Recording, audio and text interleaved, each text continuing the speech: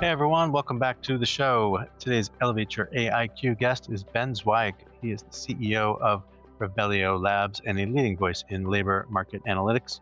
Ben and I overlapped during our IBM tenures, and it's been exciting to watch his journey from those early cognitive computing days to building Revelio Labs into one of the most respected sources of workforce intelligence data today. In this episode, we dig into the importance of job architectures, why occupations, tasks, and skills need to be understood in layers, and how Revelio is using public data to approximate what's traditionally locked inside enterprise HR systems. Ben shares his passion for solving hard, unsolved problems, from building taxonomies with LLMs to unpacking the realities of contingent and freelance labor in a fast-changing global economy. He also talks us through Revelio's recent work in public labor statistics, giving us a preview of his forthcoming book, Job Architecture, Building a Language for Workforce Intelligence, and shares his perspective on how generative AI is reshaping how we understand work itself. I really enjoyed this conversation and learned a lot. I know you will too. Thanks for listening. Let's go hear from Ben. Hey everyone, it's Bob Pulver. Welcome back to Elevate Your AIQ. Today, I have the pleasure of speaking to Mr. Ben Zweig. How you doing, Ben? Good. Nice to see you. Good to be here. Likewise. Good to see you at HR Tech last week. Hope you guys got a lot of traction. Yeah, it was a fun event. I feel like it gets more concentrated every year, I think. So we went 2 years ago and it was like a zoo. And, so there was a lot of volume, but I feel like the quality was kind of not as great. And this year was a little more sparse, but really good conversations. Are people asking, I suggested this a couple of years ago, that people need to start asking more informed, educated sort of questions, right? Instead of just oohing and eyeing over, AI this and AI that and flashy, dashboards and stuff. But hopefully people are starting to mature, I suppose, in the way they approach vendors. Yeah. Yeah, I think so. I think 2 years ago, it felt very immature. I actually wasn't there last year. I was at the Talent Intelligence Conference in Amsterdam, which is another great conference. But yeah, a couple of years ago, it kind of felt like skills was the big buzzword. And it was like, oh, are you skill-based? And no one really knew what that meant, but, they'd heard it from, the powers that be. And now, AI is also kind of a buzzword in that way. Like we had someone come to our booth and they were like, without even really asking what we do, they're like, how do you use AI? And we're like, okay, like, first of all, nice to meet you. it was, Right. yeah, it's a little bit buzzy, but also just, yeah, but a little bit more informed. Like, I think there were fewer people that were just like, all right, check this box and you're good. Before we get any deeper, why don't we just take a step back and allow you to give a proper introduction? I'd like to hear about your background. I know we crossed paths at IBM, but I want to hear a little bit about that work, but also, your background as a data scientist, as an economist, and then the impetus for starting Revelio. Yeah, for sure. So let's see. I started getting into this really in 2010 when I started my PhD in economics, and then that was really I specialized in labor economics, analyzed social mobility and occupational transformation. Excuse me. So that was I think a really interesting segue into this space. I spent some time at a hedge fund in New York. It was an emerging markets fund, so not labor related. So I was modeling sovereign debt, but it was an interesting background because in investment management, specifically on the buy side, in hedge funds, everyone's using a Bloomberg Terminal, and that was very native. Every fund had their reps, and they would teach you how to use data for all your different workflows. And that was just, very ubiquitous. Everyone was looking at the same data. They all knew what everyone else was seeing. And there was a fluency in the way that people could interact in that industry just through having standardized structured data. And then after that, went to IBM, where we crossed paths. And I was working in the chief analytics office. So that was a group of basically internal data science consulting. And the group that I eventually led there was the workforce analytics group within that. So basically our clients were execs in HR and business units doing workforce planning, reskilling, like all these different projects.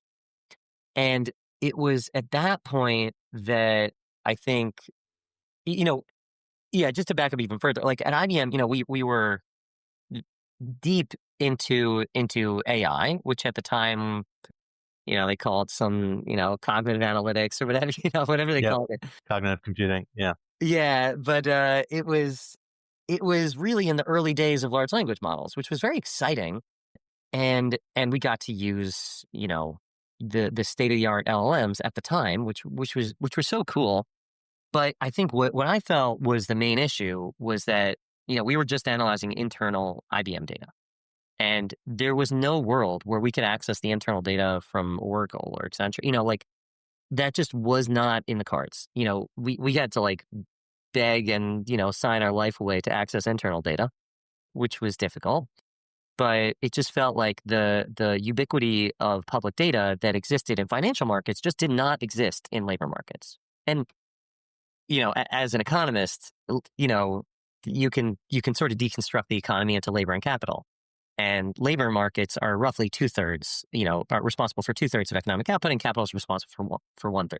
So labor markets are really twice as big as capital markets, but very, very, unsophisticated relative to capital markets. And so, I started thinking like, why is that? Why are we so behind?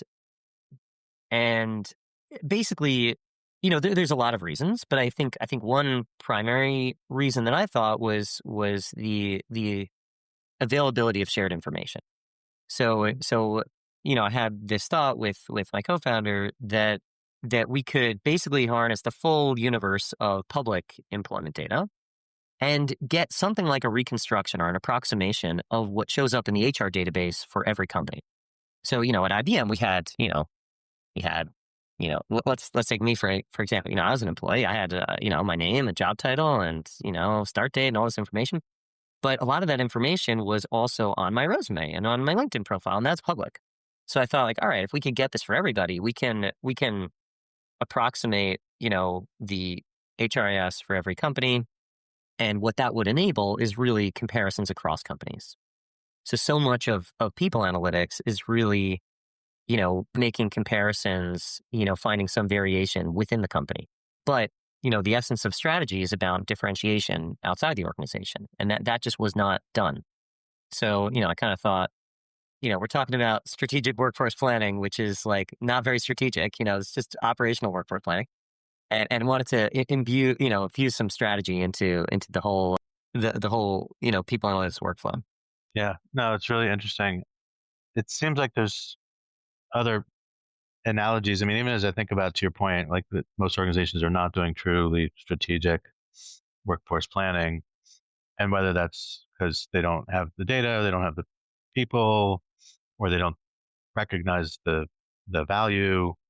It seems like in some ways that's sort of a microcosm of what was happening at a macroeconomic level across the market. Yeah, I think that's right. I mean, if it's happening at a micro scale, it's almost certainly happening at a macro scale. So Right. there's no coordination in that sense. Yeah. So the team, I've had the opportunity to meet some of the folks on your team through various conferences and meetups in New York City and things like that. All, super bright people and also very open to just talking about some of the projects that you guys do.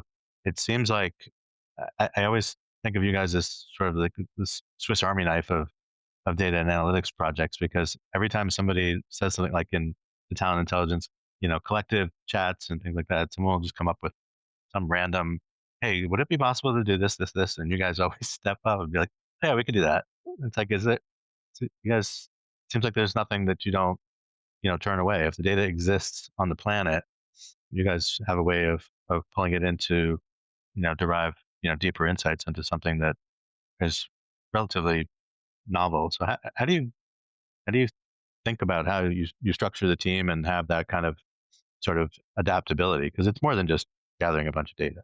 Yeah, yeah. Thank you for that. I mean, so I think we think about this very deliberately. We really, I think for the first, I don't know, yeah, we started this in 2018, so it's been 7 years. I want to say for the first like 3 years, maybe 4 years, we really viewed ourselves as just building the building blocks to analyze this data flexibly. I think in some way we're still kind of doing that.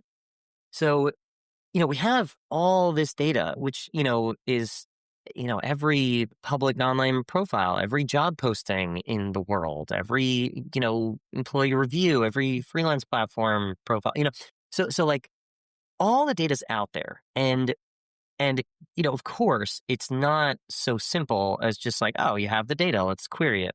It needs to be structured and it needs to be, designed in a way where it can be embedded into a sort of traditional analytics workflow where it can be queried. So I think we had to, yeah, we had to adjust the data in a few key ways. I mean, one way is we had to adjust for biases in the underlying data in a way where it didn't have to happen on the fly for every analysis. So let's say, there's sampling bias. Not everyone's got an online profile. So, there's some groups that are overrepresented, there's some groups that are underrepresented, and we had to impose a sampling weight that's at the position level. So for every position, we can say, what is the likelihood of this position being represented in the sample, and give them a weight that's the inverse of that likelihood. Now that was kind of a big project, but we needed to build it in a way where it could generalize to any analysis. Similarly, another source of bias is that there's lags in reporting. So if you wanted to look at like the attrition rate or the hiring rate at some company, you couldn't just look at like the inflows and outflows over the most recent period because there's a lot of people that haven't gotten around to updating their profile. It takes people some time. So you had to, build a model that can estimate lags in reporting, which was super hard. I mean, that was like a really tough problem, but and we were always kind of, creating new versions of that.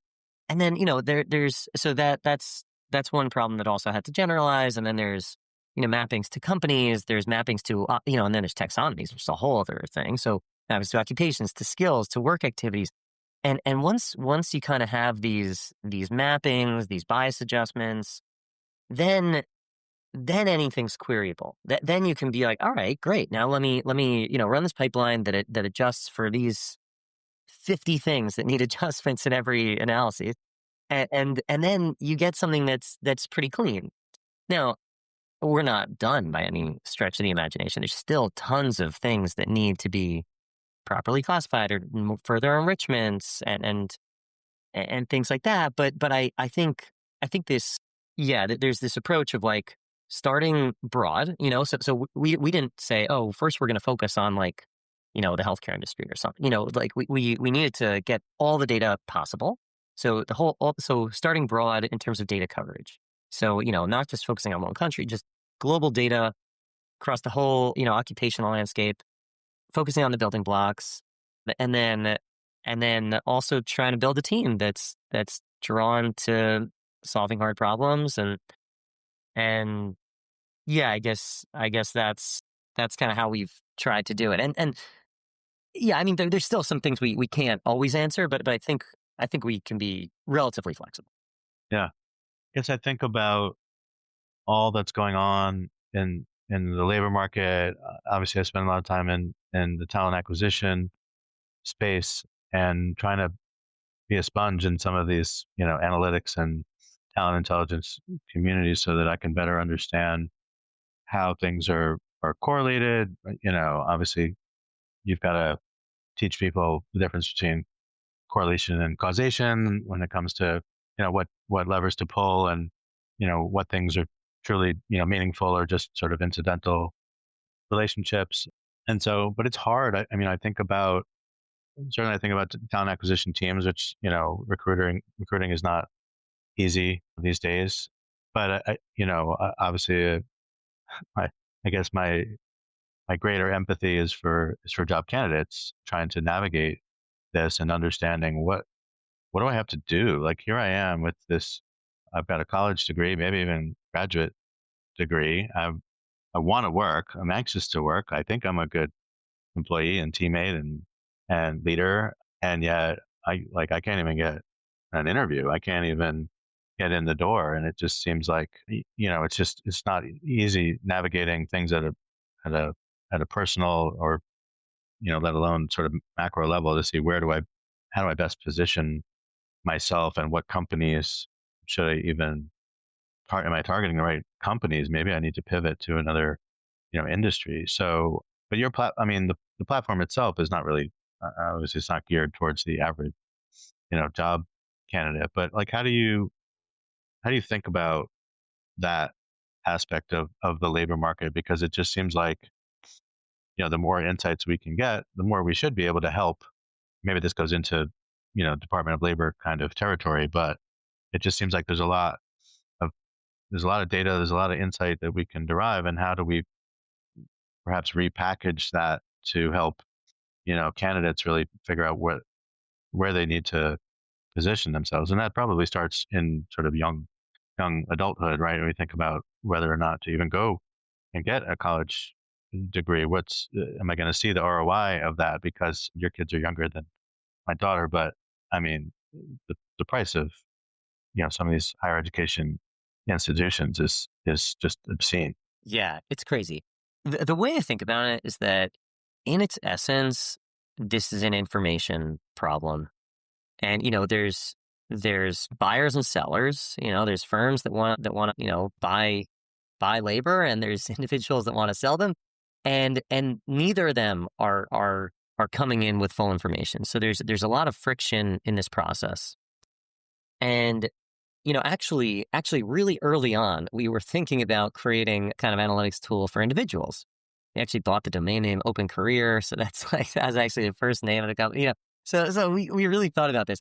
I mean, I think in some way the problem is bigger for individuals. So many candidates or just, students or just anyone who supplies labor, I think comes in with shockingly little information. I mean, I think about like what did I know going into the labor market? Like I'd maybe only heard of like, a small fraction of the occupations that existed in the world. Like, what did I know? I knew like what my parents did and what their friends did, or what my friends' parents did, it's just a small sample. And like as a kid, as a young, like going into college, like you don't interact with so many adults in your life, and you certainly don't talk about like their day to day. What do they do? What do they like? What are the pros and cons of these different jobs?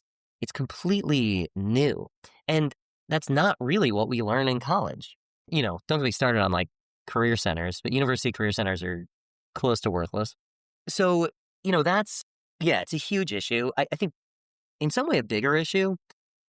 The honest reason of why we didn't start with that was just because it was a bigger swing. It's just harder to bootstrap a company with when you're selling to consumers, because even though it's got a kind of bigger potential, you need to rely a lot more on VC financing. Whereas when we started selling to hedge funds immediately, and like you can get money in the door kind of day one for that. So it was just a different commercial model. Now that we've done this, I think there's Optimize your business with a Workforce AI Edge powered by Vizier. Make smarter decisions and achieve better outcomes with real-time AI insights delivered to every people leader.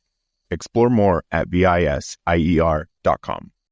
I think there's really no reason why we shouldn't be repurposing this data for individuals, and we're starting to. So there's someone who actually just left Revelio to start his own startup. It's called Routed AI, and they're a career planning startup based in India. And they're starting to do this. And there's a handful of companies that are starting to.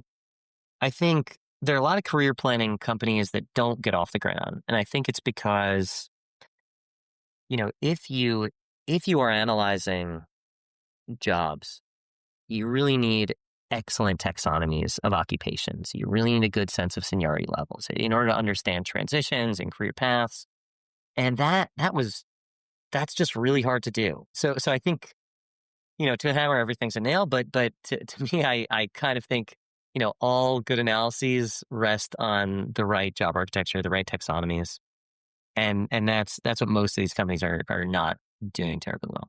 Yeah, well, that's a good segue into what I wanted to ask you about, as you guys have developed this job architecture kind of framework, which has a couple of tiers to it. So I thought you could just kind of walk us through that, because I think to your point earlier about skills-based hiring and skills this, skills that that's just one layer of this cake, right? And so you've got to be able to understand things at an industry, at an occupation level. You've got to understand, the tasks within a role, and then get in like what skills are actually needed to execute against that task. So I thought you could just unpack that first. Yeah, no, that's exactly right. I think you need the way we think about it, there's three main taxonomies that every organization needs. And by the way, I got a book coming out on this, so shameless plug. Check it out. It's called Job Architecture. It's coming out mid-January, but pre-order on Amazon. So so that's my plug. I won't do that anymore. But basically the idea is that you need three taxonomies. You need occupations, because that's the segmentation of jobs. An occupation is a cluster of jobs. You need skills. So skills are importantly attributes of workers, and you need tasks or activities. I kind of use tasks and activities interchangeably, but those are really the components of jobs. So a job is a bundle of work activities, a bundle of tasks. And it's very difficult to get value from skills without knowing the work that it unlocks. That's why we need skills. That's why we have skills. It's to complete work activities. So I think there's a whole bunch of kind of missteps I think the HR tech landscape has made in the past few years. But one of the main ones is treating skills as the building blocks of jobs. That's something that you hear every once in a while. And that's really, I think, quite misplaced. If you start thinking about skills as the building blocks of jobs rather than, or attributes of jobs rather than attributes of people, you start thinking very prescriptively about what is, what you need to hire, the ways to get certain work done, which is, bringing this to AI, work is transforming all the time, and the requirements to complete some components of work are changing very rapidly. So which means the skill mix that you use as a set of inputs is going to change. So I think if we want to be able to track how work is transforming, that like literally definitionally is what are the tasks that are involved in completing the work that's required for some job. So that's, I think, just conceptually how we kind of lay it out. Getting at these taxonomies and actually building these taxonomies is hard, and it's fun, and there's a lot of cool tricks that you can use now with LLMs. It's getting a lot easier than it's ever been before. But I think gone are the days where you pay Willis Towers Watson $1 million to like build your taxonomy. That's just not necessary anymore. It's a lot easier. So most organizations can do it with the right data and the right set of models and the right approach. So I think what I really kind of want to put out in the world is that this isn't that hard, and most organizations can do it without help. And then you can build taxonomies that can be useful as you're tracking how work is evolving. You can have the right versioning system, so you don't have to go rebuild this every 5 years as the organization changes.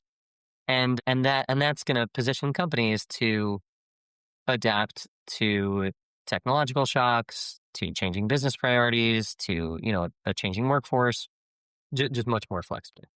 So you've got AI helping you, basically build and update, these job architectures, and then to go sort of within those models, just thinking about those tasks and those skills. Is there also work being done to say these skills, these tasks are increasingly susceptible to, AI or automation, like a human is increasingly less, required to execute on these tasks or to develop these skills? How do you sort of grapple with the sort of intersectionality of the AI capability growth versus, skills half-life and all of that? Yeah. So once you have a granular enough set of tasks and activities,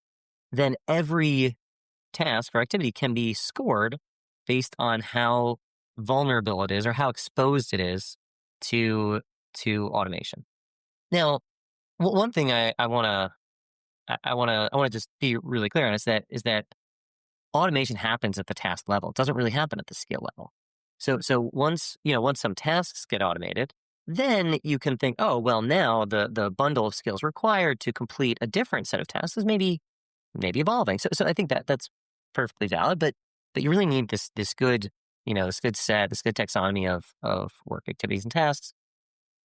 And so the way that these get scored, I mean, the way that we're doing it, and which I think is kind of fun, but it's also been validated by a bunch of researchers, that we literally just ask LLMs, what they are good at doing and their confidence in that assessment.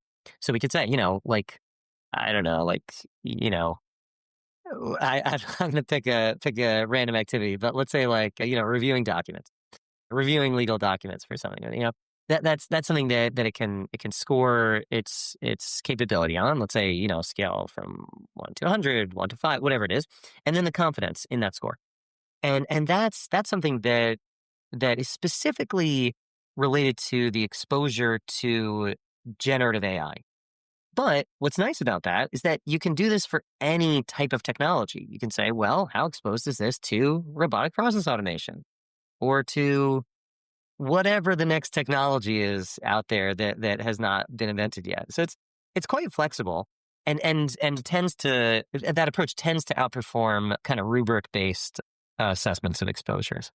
When you do that, when you're asking LLMs to sort of give its confidence level, I mean, how does that relate? I was just thinking back to our IBM Smarter Planet days, and I had in my industry solutions lab, we had this big data wall that I and some colleagues constructed around the attributes of data, meaning like, you remember the 4 V's, right? Like there's variety, veracity, volume. Yeah. So this was the veracity one was the one that wasn't sort of mapped in a fancy fiber optic, grid. We had variety, volume, and velocity, right? Yeah. Like streaming analytics, if you remember that.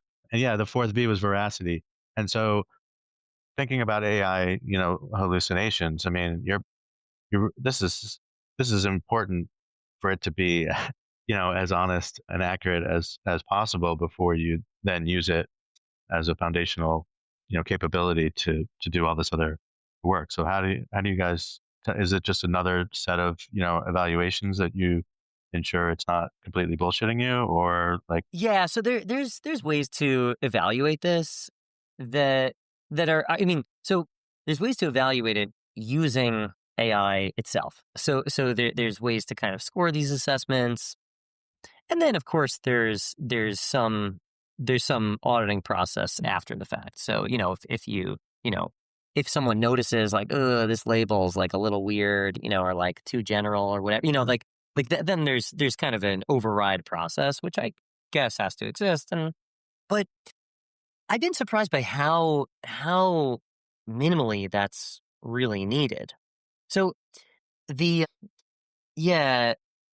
propensity to kind of hallucinate is not really in every context. So, if you ask AI for sources on something, then it'll hallucinate, and that's a problem. But if you're asking AI to kind of summarize something, it's not really going to hallucinate, So if you let's say we have this issue where, I mean, not an issue, but we have in Revelio, we have this dashboard where you can analyze companies, and we have a lot of reviews from places like Glassdoor and stuff like that. So, we could have this topic model where we, extract topics and show, what's growing, what's shrinking. But, one thing we started doing in addition to that is just summarize the positive reviews. Take 1,000 documents and summarize what do people like about this company. Take 1,000 documents of negative reviews, summarize what people don't like about this company. And that sort of thing just works really well. And like it's, because then you're not asking it to create information. You're actually asking it to throw out information. So you're saying, here's a a shitload of documents and turn it into like one paragraph. So when you're asking it to throw out information, like there's no reason to hallucinate. So if you're thinking about like labeling or summarization, like there's just that doesn't have the problem of hallucination. And if you're asking it to make an assessment based on what it knows, to ask it to score something, then there's some randomness involved. There's sometimes you're in a low information environment, but that's kind of why we ask for confidence in a score also. So if you're asking it to score something on something it just has no idea about, then like it might make something up, but it won't be confident. And so that I think helps. I'm sure there are cases where there's some noise that kind of trickles through, but it's also a little bit low stakes because kind of when you have 15 or so tasks for every job, and these things are changing all the time, then a little bit of error for one individual task is just not a huge deal, and so there's a little bit of just comfort with some noise that I think users just have to have. Yeah, I think I like hearing about the confidence scores because that's a throwback to when I had the Jeopardy, the mock studio in my office, and That's it cool. showed people, look, if it's not above a certain confidence threshold, it's not going to buzz in. And so I've been waiting to see that on the generative AI side. But to your point about the summarization, yeah, I totally understand. As long as you are abundantly clear that it is only looking at the corpus of information that you told it to look through, and that is your universe, then I agree. The likelihood of a hallucination, especially a risky one, is diminished. I do think when it comes to summarization tools, my only concern, if you think about like interview recordings and things like that, my only concern has been, did the summarization, did it not have enough context such that it removed some things that would have been relevant to a human, including the hiring manager or someone on the team? Did it sort of gloss over something and didn't catch something that was actually could have been the difference between candidate A and B, right? So that's the only time I get concerned. But I agree, the hallucination, it's not going to make stuff up if you have directed it and you've evaluated it, and it's only for sure it's only looking at certain information. So, for example, I was writing up something using my custom GPT related to podcasts, and I gave it a transcript and said, come up with show notes or an intro for this episode or whatever. It went out on the web and pulled in a bunch of stuff that was completely inaccurate. I'm like, I don't know where you're going, but I gave you one document, and that is the only source to generate this. It was like it got the person's name, the guest's name right, but the company, the role, and the entire summary of the conversation was completely made up. And I was like, I don't understand what you did. So I rebooted and got it right. But I was like, no, you clearly didn't follow it. Like instruct step one of your system instructions, basically. So it was a hiccup. But if you don't know, if I wasn't paying close attention, I might have just copied it and pasted it. But anyway, Yeah, for sure. I mean, so much of these models are really designed for kind of like one-off requests where you can kind of like look at the answer, kind of finagle it to get it to behave, and then iterate and reboot and all these things, which is probably better than nothing, like so it's but not doing a great job. I think where this used to be really bad, but now it's getting a little bit better, is in more predictable production systems. So let's say there's this issue of generating summarized reviews or something.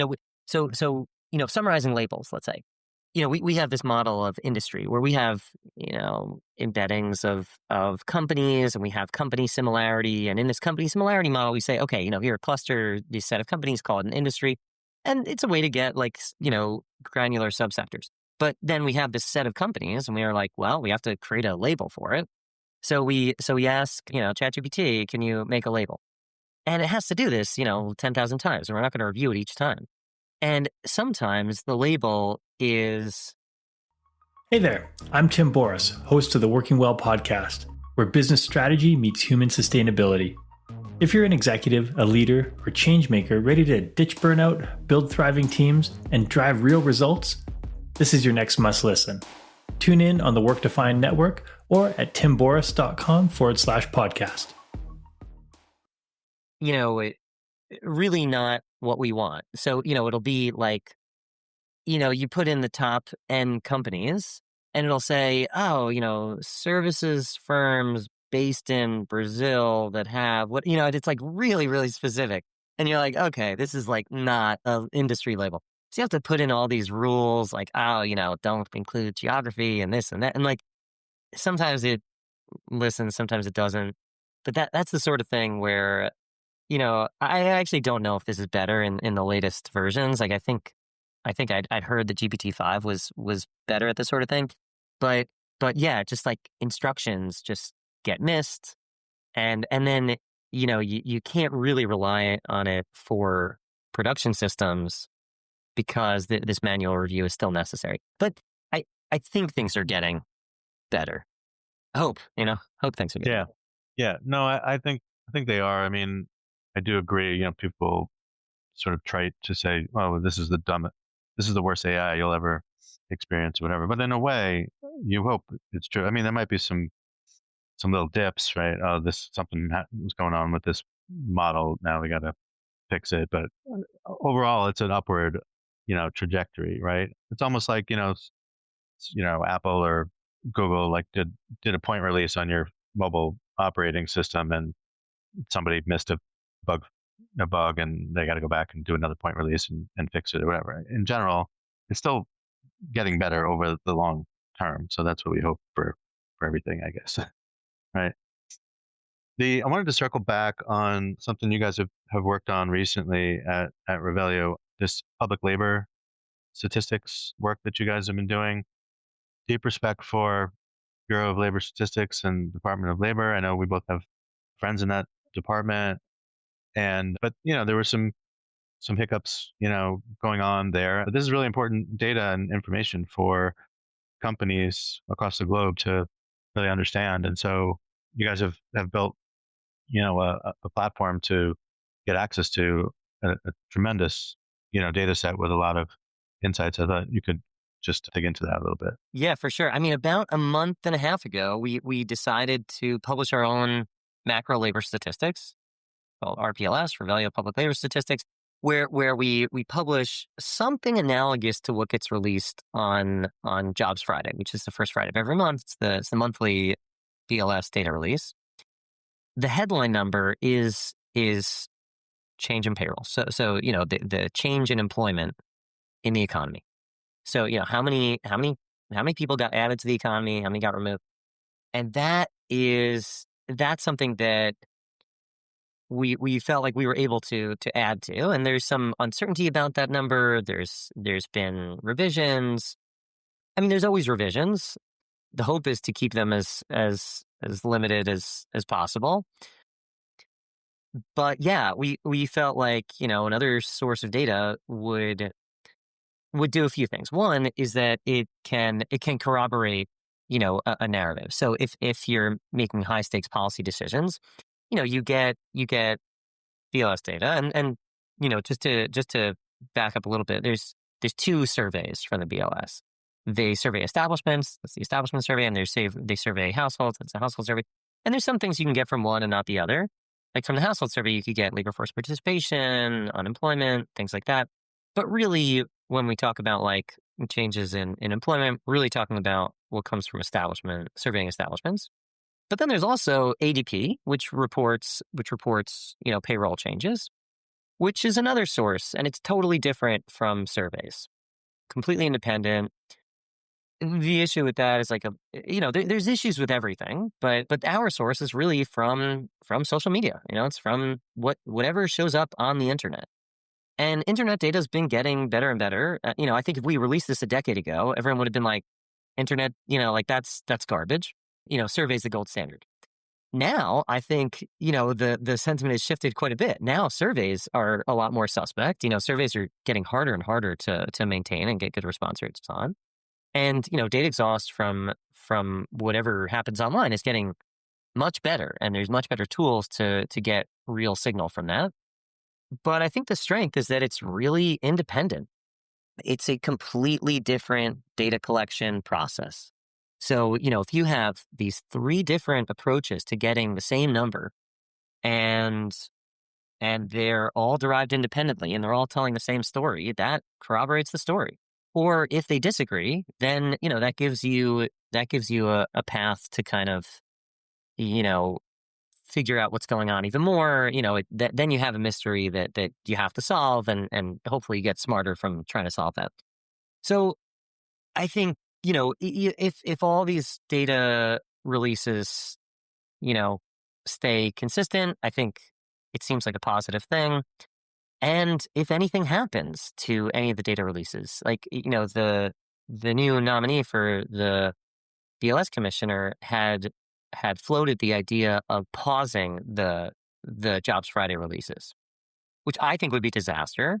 I think he walked back from that proposal, but that's a big concern to the world of labor economists. So I think we just felt like we can support the mission of the BLS, but in a different way. So it felt like the right move. Yeah, I mean, people are making very important decisions of all kinds based on that, and it's not just the U.S. that backs that information, right? Companies that do business here, or aspire to do business here, or just thinking about the impact of international labor, that come here looking for work and things like that, which is a whole nother story with the H-1B. Yeah, that could be its own entry fee. fun rant. Yeah. One of the things that I was curious about in terms of all that you do with the labor statistics is, this continued movement over the last decade into people looking to control their own destiny, meaning freelance, gig economy. How do you sort of account for that? Because a lot of people, especially the way the market is today and how tough it is to find work, as we talked about before, they may just decide, well, I might as well go work for myself. I mean, I made that decision back in 2021 after COVID and was let go. And I was like, well, look, I have been around. I know quite a bit about technology and transformation and innovation and things like that. And like, I can parlay, I got 25 years working at big enterprise, and I can parlay that into advisory work and other things. And so there's countless others who have thought the same. And I mean, you mentioned like leading and lagging indicators and stuff earlier. Like, you wouldn't know. I mean, you could tell that I stopped filing for unemployment a long time ago, but until I file my taxes the following, year or whatever, you don't actually know that I haven't been looking for work and whatever. Like, I don't know. Like, how do you, I basically, I guess the question is, how do you account for like gig economy and the continued growth of that in your statistics? Yeah. Okay. It's a really important question because So your example would not be covered by the BLS establishment survey. So you'd be missing. So they would not be able to capture that properly. It would also not be captured through ADP. I assume you don't file payroll through ADP for yourself. So, it wouldn't show up in those sources. Where it would show up is on your resume, on your LinkedIn profile. So that's data that we would see that other sources would not see. Now, how do we process that? That's a tougher question because, there are a lot of cases where your case is a good example of where you are contributing to the economy, through an independent channel.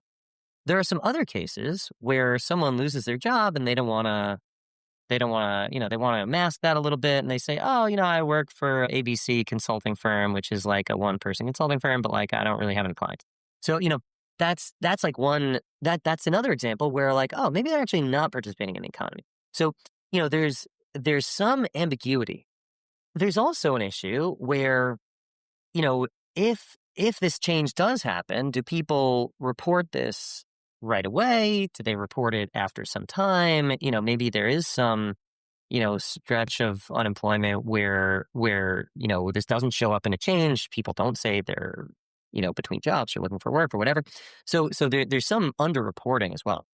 So this is, it was actually really difficult to produce this set of labor statistics because so much of what we do is analyze companies, and the patterns the patterns of reporting that people take on when they're leaving companies and joining companies are really different than the patterns they take on when they're leaving an economy or joining the economy. So this was, I mentioned the like lags and reporting model that we used before. That was really calibrated to capture the reporting lags from people coming and joining companies, not the economy. So we had to change that model, which also interacts with all these other models, and so there were so many things we just had to kind of figure out, and we're still kind of working on fine tuning these models. But one of them is is this person in the economy? There's some likelihood that someone is in the economy. So if there's like someone who's like has 2 years of work experience as some like junior analyst, and then they say they're doing consulting, that's more likely going to be not a real position. But if someone's like got 25 years of experience and has a podcast and is an advisor and doing all these things, then we could say, okay, that's more likely to be like an actual like legit thing. And we have to find some model and estimate some likelihood of someone being part of the economy. So yeah, these are all really tough problems, and in some way they're unknowable. Like we don't know the right answer. There is no ground truth, but we have to make some call because we have to put out a number, and it has to be a number that we can stand by. So is there a source? I mean, could you get, just like ADP gives you like W-2 information, I mean, is there an equivalent that's capturing like 1099 or other, formal arrangements? Could you partner with, some aggregator of freelance economy data? I'm just trying to think of how you could sort of triangulate and get yourself to something that you could use. It's very tough. So yeah, I think there are ways to do it. So I think for freelancers, it's easy enough. There's platforms like Upwork and Fiverr and all that, and there's great data on that, and that's like real freelancer. But for the broader contingent workforce, it's very hard to get data on that. Even when companies report their headcount, they're only including their W-2 headcount, which is just a small fraction of the economy. I mean, when we were at IBM, most of the workforce was classified as contingent workers, which is crazy.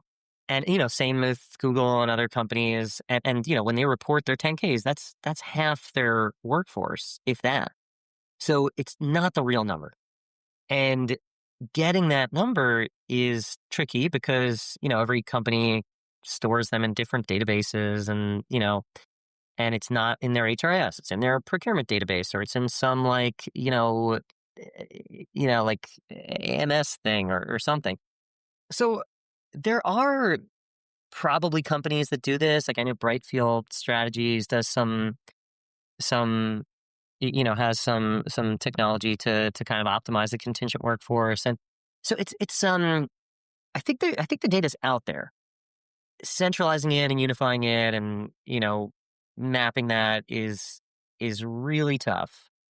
We've tried our own approaches, but I think it's the hardest part of what we do. Yeah, no, these aren't easy problems to solve for anybody, and if it's hard for you guys, then it's definitely not easy. Because I think about, there's other kinds of data quality things that you guys need to deal with already, right? Like if you're relying on LinkedIn and profiles. I mean, I know people that left NBC when I left NBC in 2020 that I think still have it on their LinkedIn. And then you've got ghost jobs, ghost profiles, all of that stuff that needs to be accounted for and tracked somehow. So yeah, no, not easy, but that's why you guys exist, right? So it Figuring it makes all it out. fun, Yeah, I mean, I actually, I think about the problems that exist in finance, and I don't think they're as interesting. I mean, so much of the low-hanging fruit has been solved. So I think, people that go work at, as quants at hedge funds, you know, there's interesting stuff to do, but it's really, really, at the, like, you have to do a lot of work to eke out a little bit of value. And I think what's exciting about the work that we're all doing in the labor market is that, there's hard problems, there's unsolved problems, but you could get a real step up in value from a certain amount of effort. And I think that's just exciting. We can like take a first pass at something, which you just can't do in finance. Oh, very cool. So last thought was how you're using generative AI in your every day, maybe outside Revelio Labs, like things that you play with that you think are super cool or super concerning Yeah, in like in the real life. consumer space. Yeah. Yeah, it's fun. I mean, I use it a lot with my kids, so I'll, ask it to generate some, picture of a little girl riding a unicorn or something. So there's like, some fun stuff like that. We can ask it to, make up a story or something. I use it a lot for recipes and just for, just random curiosity. So I don't know. I mean, I'm an addict, so I use it all the time. I think it's so fun. And just for work also, just, kind of reviewing contracts and, generating some first pass at a press release or something. There's just, yeah, I mean, it's always fun to kind of see what it'll do, because sometimes, I don't know, like sometimes I'm still surprised by how good it is at certain things and how bad it is at certain things. But I don't know, I have a lot of fun with it. Well, Ben, this has been great. I learned a lot from this conversation, and yeah, I will definitely put a link to Revelio Labs and your pre-order link if you want to share that with me. I'll put that in the show notes so people can put that on their Christmas list. Sounds good. Yeah, good chatting with you.